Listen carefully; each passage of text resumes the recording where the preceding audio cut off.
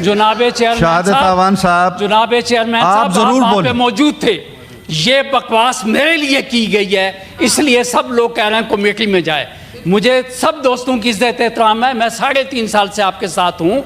वहाँ पे एक शख्स जिसको अपने किरदार का पता है, जो कि सालियात जेकाबाद और लाड़काना में बच्चे ढूंढता है, वो शख्स मेरे जैसे आदमी के लिए, जिसको मैं भाई भाई करता हूँ, और 2 मिनट पहले मैं उसके पास जो है उसको मैं टॉफी दे के जाऊँ, वो कहता है उठा के कुर्सी मार दूंगा। ये टाउट है सर हजूरे वाला।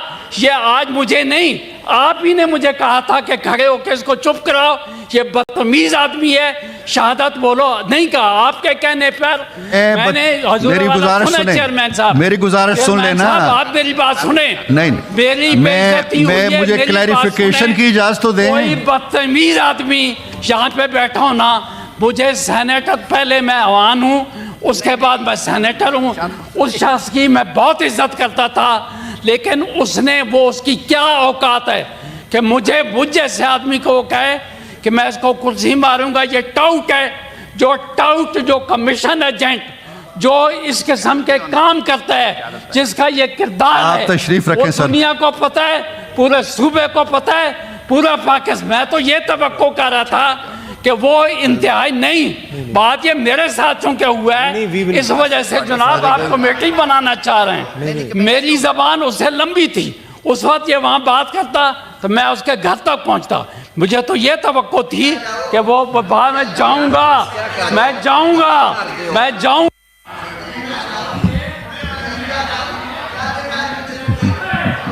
Same is being repeat. आप इसको चुप कराएं। देखें,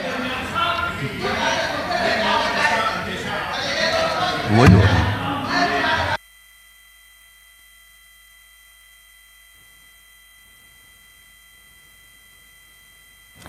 मेरी गुजारिश सुनिए। अपना शहादत अवान साहब, अब आप तशरीफ रखें। आप बैठे।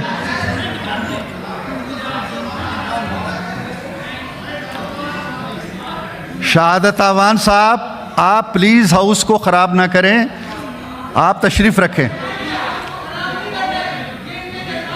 मसरूर साहब आप बैठें, आप बैठिए। क्या करें? पे शुरू करके मज़ीद उसी तलखी को, उसी माहौल को अगर हम दोबारा यहाँ पे create senator Samina, please listen to leader of the opposition speaking. तो इस बहस को मेरा ख्याल है यहाँ पे ख़त्म होना चाहिए। मैं ये ज़रूर कहूँगा, इस वजह से नहीं कि मेरा ताल्लुक़ अपोजिशन से है, मैं ये ज़रूर कहूँगा कि देखें जी, ये कमेटी तो बननी चाहिए, लेकिन साथ ही साथ में हमने ये भी देखना है कि उस कमेटी के मेंबरान कौन होंगे। क्योंकि इस वक्त चूँकि मेजॉरिटी को हमने देखा है कि उसको यूज़ एंड अब्यूज़ भी किया जाता है, तो वो एक बैलेंस किस्म की रिपोर्ट नहीं होगी और वो पूरे उसका अहाता करे कि क्या माहौल बना, क्या हुआ। हम बिल्कुल कतई इंडोर्स नहीं करते हैं कि कोई ऐसी गैर पार्लिमानी या कोई ऐसी बात हो, लेकिन साथ ही साथ में अगर हमने इंसाफ के तकाजे पूरे करने हैं और अगर इस चीज़ की हमने इसको डिस्करेज करना है, तो हमें आउटसाइड दीज कमेटी मेंबर्स, क्योंकि रिकॉर्डिंग्स देखें सबके पास होती हैं, इसमें कोई ज़रूरी नहीं है कि कोई अभी अगर उधर तो एज इट इज़ कि हम मेजॉरिटी में नहीं है, हमारा तो एक मेंबर है और एक चेयरमैन है, ठीक है। चेयरमैन वोट भी नहीं कर सकता unless there is a tie. So इसको आप उन कमेटी मेंबरान से उनकी आप वो बयानात वगैरह जो भी हैं वो लें, लेकिन इस बात पे कि जी कमेटी ने ये फैसला किया है, चूँकि देखिए कंप्राइजेज ऑफ मोस्टली अभी भी आपने देखा होगा कि वहाँ से हमारी कॉलीग खड़ी हुई पीपल्स पार्टी की, यहाँ से वो खड़ी हुई, तो इसलिए मेरा ख्याल है कि वो बैलेंस्ड वो नहीं होगा। तो जो कमेटी ज़रूर बननी चाहिए और इस हाउस में रूलिंग्स देने का भी यहाँ पे किसी ने जिक्र किया था, ज़रूर शायद कुर्रत अलैन ने किया था, सेनेटर कुर्रत अलैन ने। तो इसको मेरा ख्याल है कि इसी पे ही छोड़ें और हम इसको एक unbiased committee, not comprising of these members, they can call anybody they want to of the member of the committee, but it should certainly not comprise of members of the committee. Thank you. Sir मेरी एक राय होगी, अतः मैं आप ही की बात कर रहा हूँ।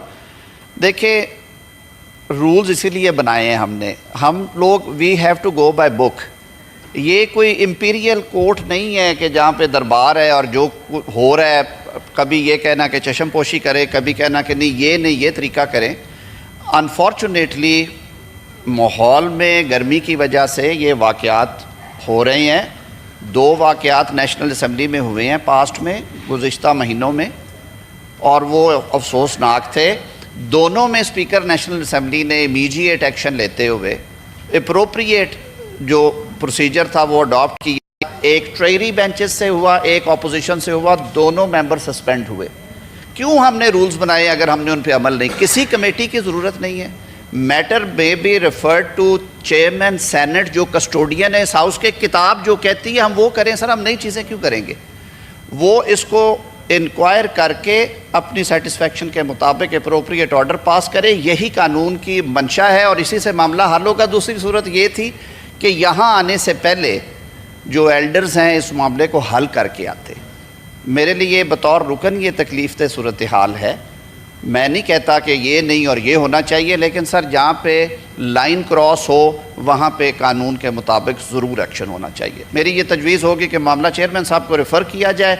Under the rules of procedure ये सारी प्रोविजंस मौजूद हैं कि when you cross the red line you use such kind of language, या आप कोई एक्शन करते हैं, किसी के तरफ हाथ बढ़ाते हैं, रूल्स में प्रोवाइडेड है। अगर वो उसमें कवर होगा तो उस पर ज़रूर एक्शन हो, अगर नहीं है तो फिर मुसालत कराई जाए। Sir this is my opinion. बहुत शुक्रिया जी। लीडर ऑफ द अपोजिशन होगा, आसानी हो जाएगी।